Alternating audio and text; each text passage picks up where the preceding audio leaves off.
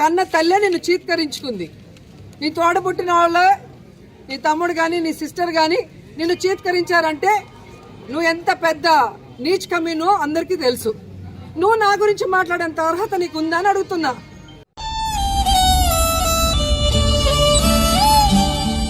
ఇక్కడున్న ఎమ్మెల్యే గాలిలో గెలిచిన గాలిగాడు. కరోనాలో ప్రజలతో లేడు, ప్రజల్ని పట్టించుకోలేదు, ప్రజలకు ఒక చిన్న పని కూడా చేయలేదు. ఇన్ని రోజులు నువ్వు కౌన్సిలర్కి ఎక్కువ ఎమ్మెల్యేకి తక్కువ అని వదిలేశాను.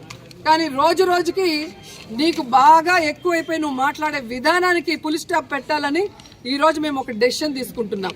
ఎందుకంటే నిన్ను కన్న తల్లే నిన్ను చీత్కరించుకుంది.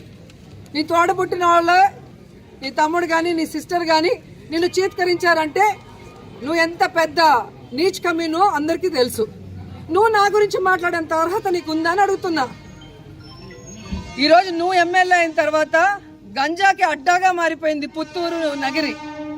నువ్వు ఎమ్మెల్యే అయిన తర్వాత ఈరోజు డ్రగ్స్కి అడ్డాగా మారిపోయింది. నువ్వు ఎమ్మెల్యే అయిన తర్వాత ఈరోజు అక్రమ మైనింగ్ జరుగుతుంది, అక్రమ ఇసుక.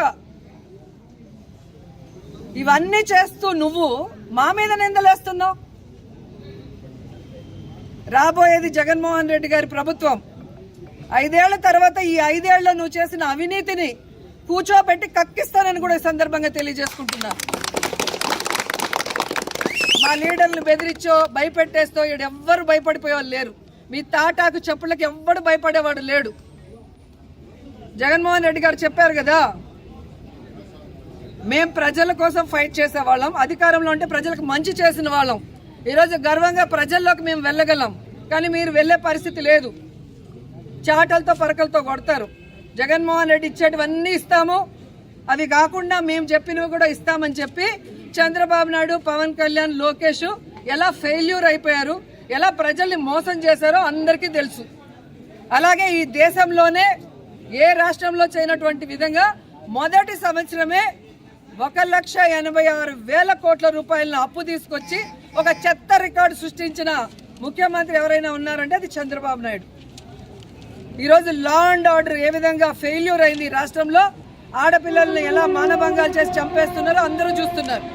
అలాగే తప్పుడు కేసులతో ఎలా వైఎస్ఆర్సీపీ వాళ్ళని, మీకు తప్పు అని చెప్పి నిలదీసిన వాళ్ళని మీరు ఎలా తప్పుడు కేసులు పెట్టి లోపల పెడుతున్నారో అన్నీ చూస్తున్నారు.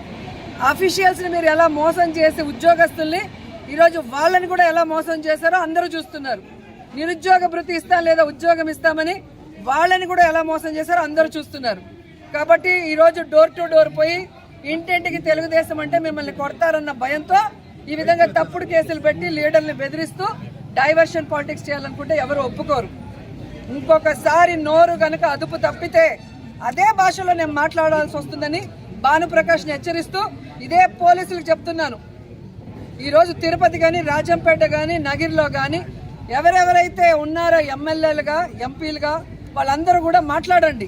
ఏ విధంగా కలెక్టర్, ఎస్పీ పర్మిషన్లు ఇస్తున్నారు రోడ్ల మీద, ఈ విధంగా అక్రమ బియ్యం వెళ్లేదానికి, అక్రమ లిక్కర్ వెళ్లేదానికి, అక్రమ ఇసుక వెళ్లేదానికి కనుక్కోండి.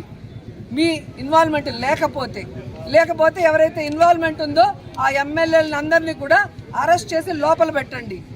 అంతేగాని మీ వాళ్ళు అయితే భద్రంగా పెట్టుకొని మా మీద లేని తప్పుడు కేసులు పెట్టి మమ్మల్ని డైవర్ట్ పాలిటిక్స్ చేసేదానికి బలి చేయాలనుకుంటే ఒప్పుకునే పరిస్థితి లేదు.